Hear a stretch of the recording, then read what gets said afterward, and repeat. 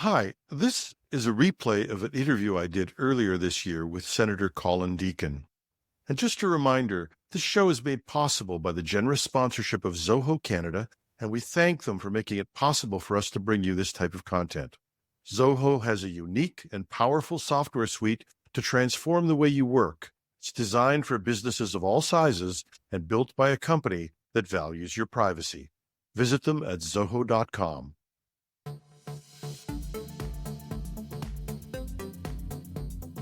My guest today is Senator Colin Deacon. Welcome to the show. Glad to be with you, Jim. Thanks for inviting me. Now, the Senate, I grew up with the Senate, and it was a totally different place than it is today. How did you get into the Senate, and what's it like today? I'm only in the Senate because the Prime Minister changed the appointments process in 2020. He became Prime Minister. Instead of appointing people to the Senate that were going to adhere to the government's agenda, he appointed people to the Senate who were independent and in large measure nonpartisan. I was inspired by that because it didn't require constitutional change. It didn't require huge bureaucratic changes. He just changed how he appointed people. And so I decided I would apply because I thought the only way a startup entrepreneur is going to find themselves in the Senate or in Parliament is through the Senate and through that appointments process, because we're used to identifying a problem one day and getting to work on solving it the next and iterating on it the day after.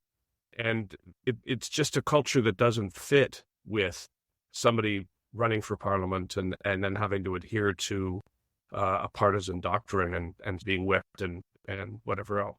So for me, I thought, let's just at least have those who were part of the appointments process in the Privy Council office and through the independent appointments process aware of the fact that a startup entrepreneur could bring something different to the legislative process.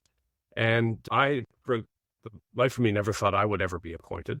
And the reason is simply because when I got appointed and the Senate this past had a lot of middle-aged white men, and that's not the diversity that Canada sees in our communities right across the country.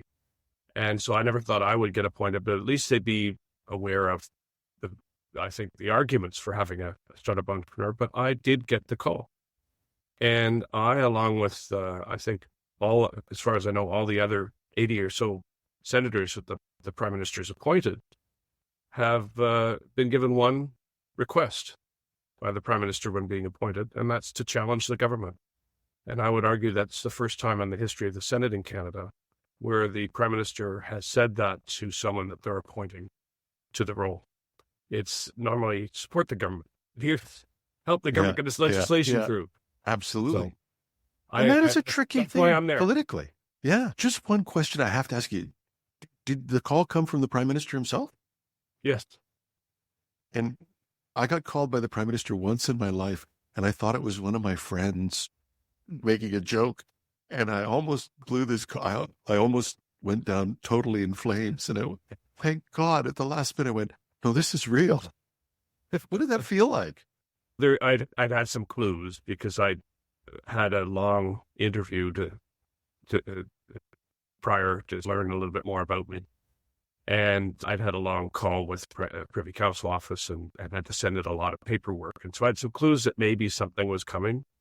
And then I got a call saying, would you be available for an important call? It didn't say what, an hour, but I was pretty sure what it would be. Yeah, I got the important call, but I didn't realize what it was going to be either. And I still, to this day, can't believe that I was selected and have the responsibility that I have. And it's the hardest job I've ever done in my whole life. It's by a long shot. I don't think people realize that.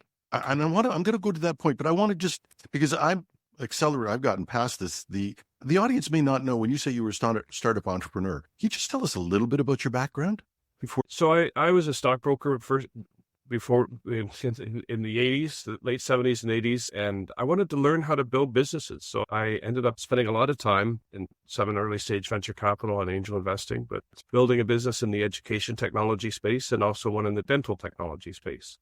Both were export-oriented businesses. The one in the education space was one of the 4 fastest growing companies in Atlantic Canada for 4 years running. in the early 2000s. It was one of the top 4 fastest growing companies. And it went from not even having an area code on the business card because it didn't need it to having 99% of its business outside of Canada. And I love that challenge, but that's a younger man's challenge now, as far as I'm concerned. It takes everything out of you. Yeah. Entrepreneurs who start because they see a problem that needs to be solved. And I have an idea to how to solve that problem that's going to create value for people. And so that's why I felt it was the sort of characteristic that should be looked for in Parliament. Yeah, I think that's changed to somewhat, though. And that was disappointingly, I taught at Waterloo for a while in entrepreneurs, and everybody kept talking about their exit strategy. And I kept going back to them saying, no, an entrepreneur, you don't understand how much work's going to go into this, and you don't understand what the odds are. If you're not passionate about solving somebody's problem, you're going to find yourself lost. Companies don't get sold, they get bought. Yeah. They get bought because they're creating a lot of value. Yeah. And this journey took you into the Senate. So tell me what your first impression was as you got in there. You're a person who knows tech, and I've been openly critical about the fact that I don't think there are enough people in politics who understand technology. And I think that's scary for me. But you're a person who understands tech and understands the world of business. What was your first impression like in the first weeks? My first week was purely overwhelmed by the process and all the rules and the pomp. It was the last week of sitting, and so there was royal assent with the Governor General there. Lots of the traditions, the honor of being in center block. My first 6 months were in center block, amazed by the rancor of the debate. June is often called silly season, and I was appointed in the last week of June. And yeah, it gets silly, but there's a lot of debate that I don't think many Canadians would identify with, to be honest. Yep. Just arguing. But when I came back in September and we started moving again, I spent the summer trying to understand what I was going to do in this job, because you don't have a clue till you get into it. It's you really do go in the deep end. When I came back in September, it was fantastic because I was appointed to the what was then called Banking, Trade and Commerce Committee. And we were studying issues that I care a lot about. The systemic risks in the banking system 10 years after the financial crisis, which got us into studying open banking, cybersecurity risks, asking questions of then Governor of the Bank of Canada, and asking, why are we seeing such low productivity numbers? In a digitizing economy, we should be seeing improvements, and being told in September or October 2018, oh, it's coming, that we're expected to see that in our forecasts relatively soon. Last week, I think, which we have not. Yeah, we've not, and we now have the Bank of Canada saying it's time to break the glass. It's our low productivity levels are an emergency. Great. But these are all issues that I care an awful lot about. So for me, it was a fast start. And so my first thought was, wow, I get to talk about issues that I care a whole lot about and ask questions of people that I never thought I'd be able to ask questions of. And so it became very relevant very quickly. And I think a lot of people don't appreciate this. You talked about this, about how much work any politician puts in. And I think no matter where you sit politically, you should have respect for the amount of work that people do. What does a senator do? What occupies your day? So we have a different job than members of Parliament. And I couldn't be a member of Parliament, getting reelected the last 2 elections were every 2 years. But that whole process of they're responsible for constituency work. We are not. We're really policy focused, legislation focused. And so we spend all of our time really understanding legislation and looking to who we should question on legislation to make sure that it is the best it can be, or studying an issue of importance. For example, our study of open banking, our recent study on business investment in the digital sector in the Banking Committee. So we get to do what I think is the most exciting side, from my perspective, of the role, which is how do we change our laws and regulations and policies and programs to be more citizen-centric and to really hear the voices that are not necessarily being heard through the more partisan process in the House of Commons. And for me, I am just so honored to have that opportunity. But when you consider all the other work that MPs have to do, I'm astonished by how tough that job is. Just astonished. Yeah, me as well. So, and I think this is something people may not appreciate. I don't know if it's true. I'm no longer politically involved in anything, but there was a time when I knew of a fair amount of politicians and knew people who were working. And the thing that always amazed me was they had the yelling and screaming during question period and the debates that you see. And then when they got down to work, it was much more collegial. Might not always be in an agreement, but people really worked together. Is that the same spirit that's in the Senate now? The Senate's tremendous that way, in my mind. Yes, we have a question period that the opposition is always asking questions that are clipped and shared. I clip and share my questions, but we all have our different questions we want to ask. But the reality is, no, when we get into a debate, I'm really impressed, especially the more challenging the debate is, medical assistance in dying, issues around gun control. It is really wonderful to hear the different perspectives. And I think what gives me hope is that Canadians, if they were to listen in on the debates in the Senate, there'd be people they could identify with. There'd be arguments they could identify with, no matter where they come from in the country and what position they hold.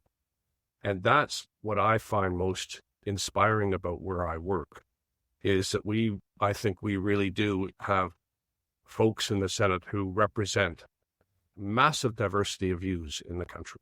And that's really important. The legislative processes do it. Yeah. Let's talk about some of the issues that face Canada right now. Let's start with the productivity issue. I was astonished, and I keep up on the news. But when I heard the most recent productivity numbers, my heart sank. I thought we were doing better than that. Well, what is the problem with productivity right now, from your point of view? Our view was in the Senate Banking Committee that, yes, competition plays a role. Privacy plays a role. If you're not giving Canadians control over the data that they generate second by second, estimated to be 2 megabytes of data a second coming off of every Canadian on average through all of our different devices, be they watches and cell phones and iPads and cars and you name it. So there's all of that side of things. You've got to have our data rights in place, because if we don't give Canadians control over how their data is used by whom for how long, then they're not extracting the value in our economy from their data.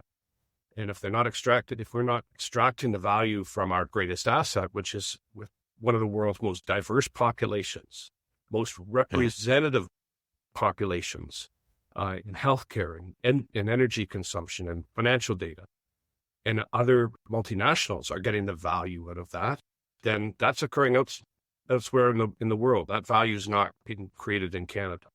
So that's one element. Competition. We're just dominated by oligopolies. Oligopolies can increase prices without increasing value. So that means that they don't have to invest in innovation. They can keep doing things the way they were doing them and just charge a bit more. That's just not on if you want to have a more productive economy. So certainly those elements. IP protection, we're not good at it in Canada. We invest in our universities. We've got great research in our universities, but the IP that is generated is not protected for the benefit of Canadians and the Canadian economy. It tends to be licensed to multinationals. And if you total up the total licensed IP out of Canadian universities, and the annual revenue from that is equal to 1.3% of the annual research funding we put into those universities. We're not getting the return on investment. Those are just some of the areas we identified in our report last June, and it's in the Banking Committee, and I'm really pleased because I think it's holding the test of time. Do you think there'll be action on those recommendations? Because this is critical. We are a non-competitive economy, and you pointed that out. And I've been in the university sector, and I've seen how much IP is generated, how poorly it's marketed in some circumstances. In other cases, it's just given away. And this is money that we invest. You look at Geoffrey Hinton, father of AI, University of Toronto. All of that IP was developed at the University of Toronto. Where is it now for us as Canadians? At least Google said thanks. You got to give them that. Thanks. We'll kill your publishing industry for you, but thanks. Yeah. Yeah. I'm actually hopeful, Jim. And I'm hopeful because people are starting to talk about the issue. We're starting to get worried about it. There's been some tremendous improvements to our competition law, tremendous reforms to competition law in this country that will start to make our oligopolies have to push harder. We're following the United States, and the United States is getting it right. But in terms of mobilizing data for the benefit of Canadians, we're still struggling. C-27, the new privacy legislation, the AI Act, still struggling its way through Parliament. It's a very slow process. I'm hoping that we'll see it in the Senate, perhaps early fall. And before this Parliament dissolves, we'll have updated privacy legislation that really reflects the realities of the world. Because data and IP are everything in this new world that we're finding ourselves in, and that's where all the value is. If you're not creating value out of your intellectual property and your data, your productivity numbers are going to be crappy, which they are. Yeah. So I'm optimistic because the conversations are happening. Okay. The other thing that I find is that we have there's two levels of regulation or legislation that we just can't seem to master. One of them is it's fine to burden a bank with a whole pile of regulations, and maybe you should. They're responsible for billions of dollars. Those same regulations and legislation get translated down to the entrepreneurial sector. And so you've got somebody with two people in a company who's trying to start a company, and they're trying to keep up the same regulation and legislation as a bank is. I don't know how we can compete in a digital world like that. I often say that the regulations that were designed to protect citizens from oligopolies abusing their dominance now protect oligopolies from innovative new entrants. And so that's just what you've described. And so we've got to become much more agile. The world is changing really rapidly, and our ability to change our regulations happens in decades in Canada. Oh. But technologies and business models and business realities are changing literally in months and weeks. And so we've got to alter that approach. I've written about it in the Hill Times and speak about it a lot. I believe that an approach that has come out of the Digital Governance Council and CG is that we should be incorporating a lot more standards by reference and having a lot more digital sandboxes to have new entrants come in and understand how regulators understand how regulations might need to change, might need to be adapted in order to have an innovative new entrant break into a market and deliver greater value to Canadians. So those two approaches are ones that I've been pushing along with some colleagues quite hard, because if we are going to continue regulating in decades, then we have no hope. Because the only companies that will be able to continue to function profitably are going to be the biggest companies with the biggest lobbyists and legal capacity to manage all of the regulatory burden. Yeah, and you mentioned the Digital Governance Council. I'll post a link to their site in the show notes for this. This is a group of business people from various businesses and government who've gotten together. All levels of government. Really, all levels, yeah. And we're trying to make a real difference and have an articulate debate, and I hope provide our legislators with some real business input, or at least commercially viable input. I don't know how else to describe it, to solutions that we have and things that would help our economy. And I know Jim Balsilli's been a big player in that, and a lot of people spend a lot of time in it. A lot of people from a lot of different types of organizations, different industries, different sizes. It's incredible from my standpoint, the extent to which that organization has brought together a diversity of perspectives in a way that gets a productive output. Yeah, and they do take input. People can get involved with it, so I know we'll post that. Can I just go back to one of my favorite topics, which is purchasing, which is one of the things that I got started on. There's two, purchasing being one and the other, digital government being another. But purchasing in the government could be one of the greatest investment that governments could make. how they purchase, if they were purchasing from small businesses and entrepreneurs. But there's so many barriers to that. Is there any discussion about removing those? Well, Michael Wernick last week in a post said that we should blow up our current procurement processes and take it out of its current department and start all over again. And I couldn't agree more. The government procurement should be a driver of innovation in this country. We can't afford analog government. We have analog government at the federal, provincial, and municipal levels across the country. We're being passed by everybody. So we need digital procurement. I'd just like to see everything become X prizes effectively. Government define the problem, say, here's our constraints in solving it, and let's have a competition to see who's going to bring forward iterate the best solution. Because it would unlock all this innovative capacity across the country, rather than the solution having to be found in the brains of people who work in a minister's office or public service in Ottawa. Let's light up the country and get Canadians engaged in solving some of our biggest problems. The other thing is, let's get some GovTech sectors built up where you have Canadian innovators that are constantly introducing solutions that integrate into the delivery of a government service in an effective way.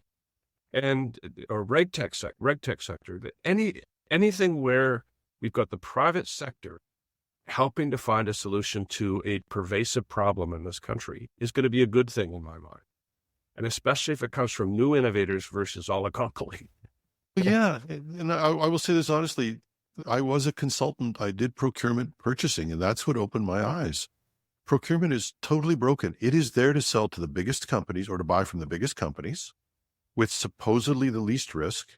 And there are even rules in there that keep you from asking intelligent questions. They actually have a fairness commissioner. Fairness commissioner tells you, you can't surprise these people with anything. And they define the solution they want to buy when they should be defining the problem they want to solve, because they don't know all the innovative solutions that are out there. There's no ability. So don't stop defining the solution. We got Phoenix because they defined that they wanted to buy a solution that had to manage 80,000 variables. What tech entrepreneur would ever take on a project that managed 80,000 variables? You'd start and you'd iterate up, but one project doing that, it's insane. And the insanity of it, I did a big pension system at one time, and we had 85 different calculations. And when we actually worked them out, the differences were pennies, but they were written into contract because nobody could go back and say, look, we got smart mathematicians here. You can prove all you want. We could have 2 formulas. This thing would actually work and be done in no time, and we'll give you the extra couple penny. Yeah. But nobody could do that. Jim, a year or so ago, you did an article on the DIA app in Ukraine and how they digitize government services while fighting a war with their legs tied and another arm tied behind the back, and they still got it done. But what they did that I think is most important is they put developers and policy people together to solve the problems, because the rules had to change to deliver a citizen-centric service. And so that putting those two together, it's the only way to make it work. Government's trying to take their existing rule system and digitize that. But this existing rule system, as you just pointed out, for too many cases, makes no sense. Yeah. And that's what opened my eyes in talking to those people, was they did it all right. They took smart entrepreneurs from all sectors. I didn't get any sense it was big, small, or whatever. They took the smartest people. They brought them together with government people who were dedicated to the citizen-centric idea, and they were prepared to change the rules. Yeah. And that's Canadian governments will not do that. And we keep killing ourselves on that. The only way we won the Second World War and became one of the largest fighting forces in the world was by breaking all the rules.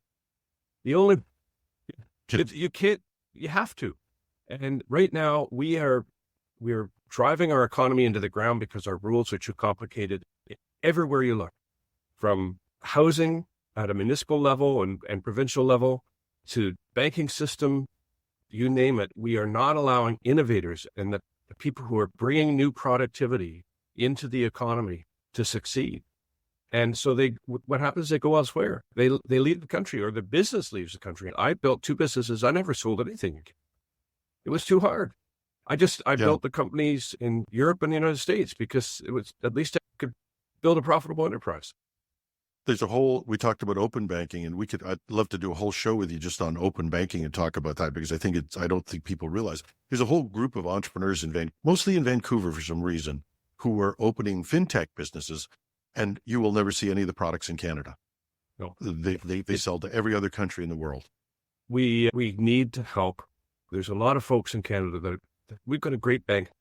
Our banks are solid and respected around the world, but they don't serve the entire population and every need of their customers. Their services are proven to be some of the most expensive in the world. Why are we not allowing innovators to come in? Not to increase prudential risk or the financial risk of the banking system, but to drive innovation into the financial system in terms of the services that citizens can access and the way they can improve their credit score, the way they can access a less expensive loan or mortgage. To me, it's the foundation of our economy. We have to have innovation in our financial system or in our economy. If I could give you the magic wand, whatever, what would you do? What were the three biggest things you'd do to make change in our government? One of them is already underway, which is significant competition reform in terms of the Competition Act and fighting the increasingly monopolistic economy that we've had, turning that around and starting to allow companies to compete more fairly. And that's a great thing. But there's huge barriers to competition within and across governments, municipally, provincially, and federally. We don't develop laws considering whether or not that law or that policy is pro-competitive, is enabling new entrants and innovators to break into the marketplace. So number one, I would give the Competition Bureau the resources and the power to do studies about the anti-competitive or pro-competitive elements of legislation or policies or regulations across government in different areas, to start to teach politicians and teach public servants about the importance of competition. The second thing I'd do is I would not allow another promotion in the public service without the individuals that are eligible for the promotion to have a digital first capacity in their thinking, some evidence of success in their thinking. If we don't start to drive it through promotion, it's never going to happen. And we have got a fully analog government across the federal, provincial, and municipal levels. And the efforts to change that are brutally tough. And the best way to do it is change from within. So I would be moving in that direction. And the third is to make sure Canadians start to get control of their data, to make sure that our data and our intellectual property is something that we are controlling far more effectively for the benefit of Canada and the benefit of Canadians.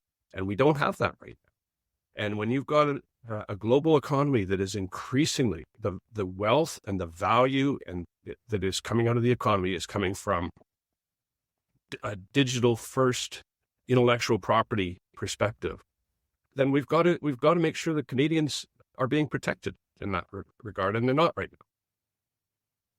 And what would you say to those people? Because I think you and I would be in violent agreement on most of what we should do, but to those people who fear that if we step back from regulation, we're going to allow things to happen. I'm going to say something political. You don't have to react to it, but in Ontario, I want housing, but I don't want our greenbelt gone. So how do we protect ourselves without over-regulating? I think it goes back to what we were talking about earlier, is having an agile regulation system that allows those regulators across different areas of government to take ideas from those that they're being regulated. I'll give you an example. I was in a fish canning plant, and they got it's a highly automated plant. They got a continuous flow autoclave. Autoclave is used around the world, steam, to sterilize in hospitals, dental offices, you name it. But the CFIA rule said they had to use bleach, had to use chlorine.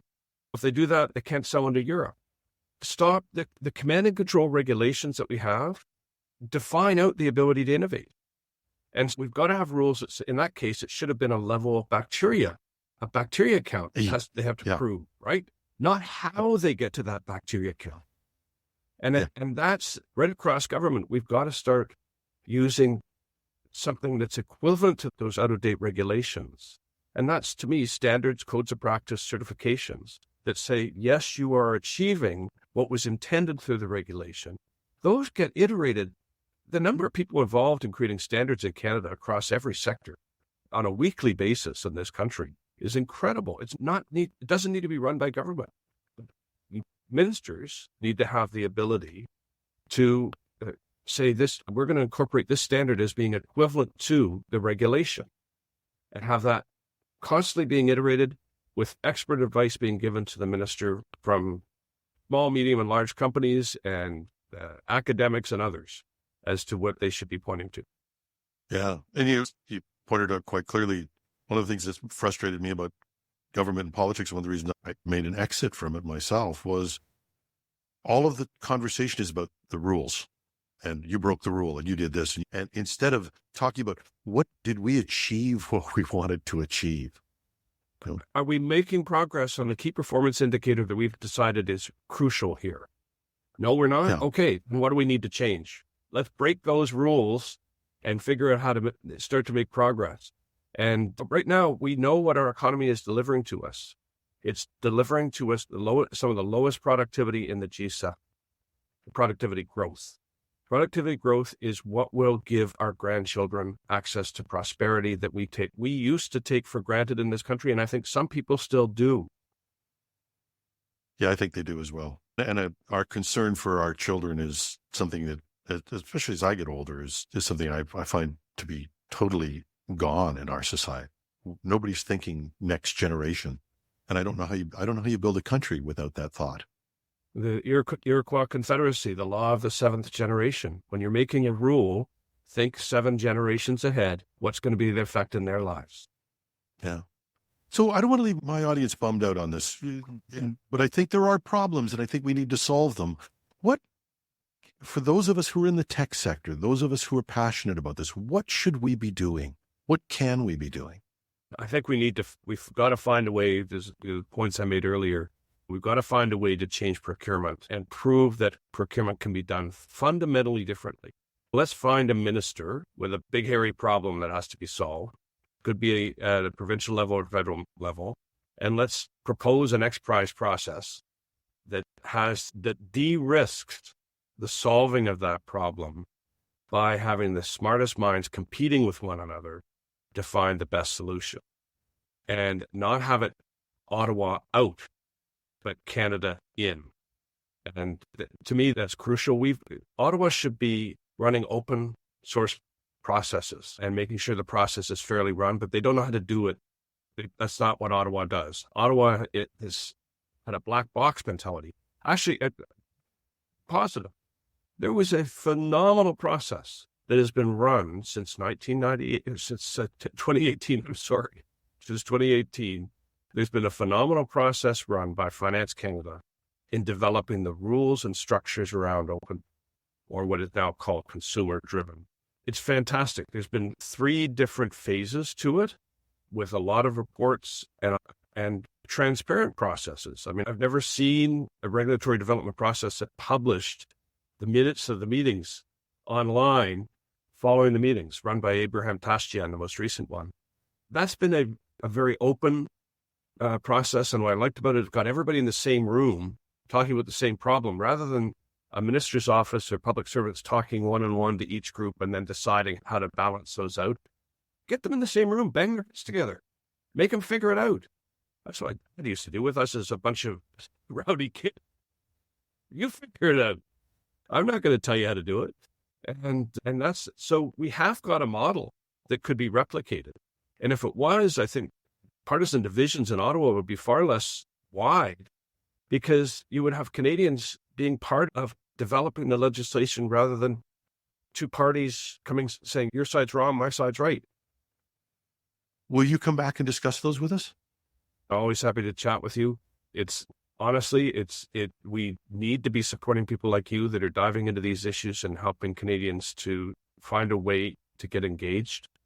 And so I'm really grateful for all you do and happy to help whenever I can. And we are grateful. There's a wonderful thing the Americans say, and they say a lot of silly things, but the wonderful thing they say is, thank you for your service. And I know the work involved. I know that one takes on a role like this. Thank you for your service. Thank you very much. I love the responsibility. There's a lot of days I don't love the job, but I love the responsibility, and it's an honor.